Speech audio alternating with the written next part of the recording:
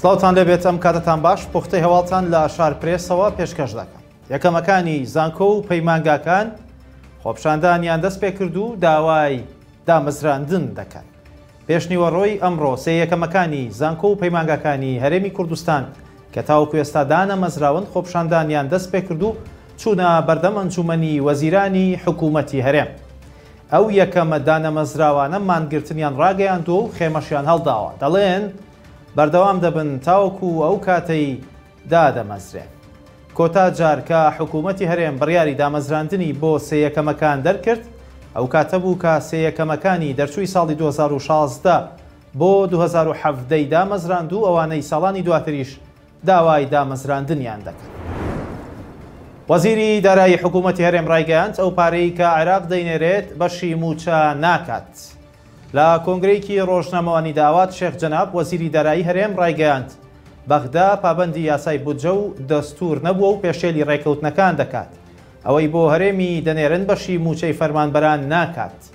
وتیشی بەغدا دەیەوێت مانگانە بە نزیکەی 598 ملیار دینار بۆ هەرێم بنێرێت و هەرێم تەنیا بۆ مانگێک پێویستی بە 920 ملیار دیناری هەیە.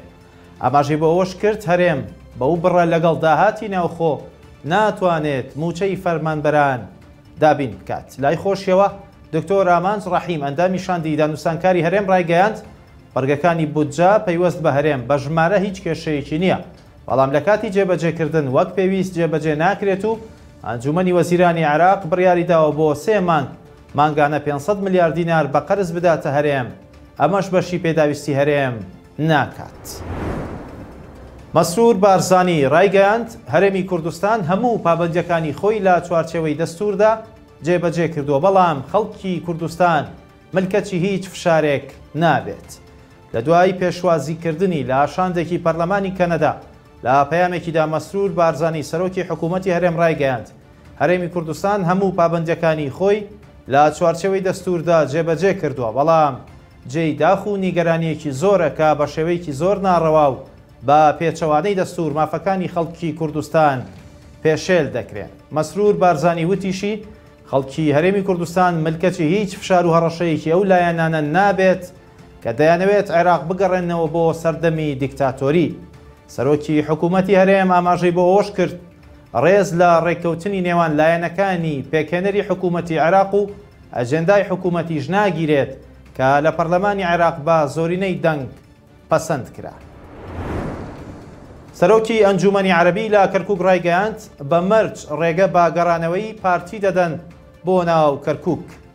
نازم شەمەری سەرۆکی ئەنجومەنەکە لە لێدوانێکدا بە پێگەی بەغدادلیەومی ڕاگەیاندووە پێگاتەی عەرەبی 4 مەرجیان هەیە بۆ گەڕانەوەی پارتی دیموکراتی کوردستان بۆ پارێزگای کەرکووک کە یەکێک لە مەرجەکان بریتیە لە دانانی ئەو پارتە بە عێراقیبوونی کەرکووک و دەسەڵاتی دەوڵەتی عێراق بەسەریدا.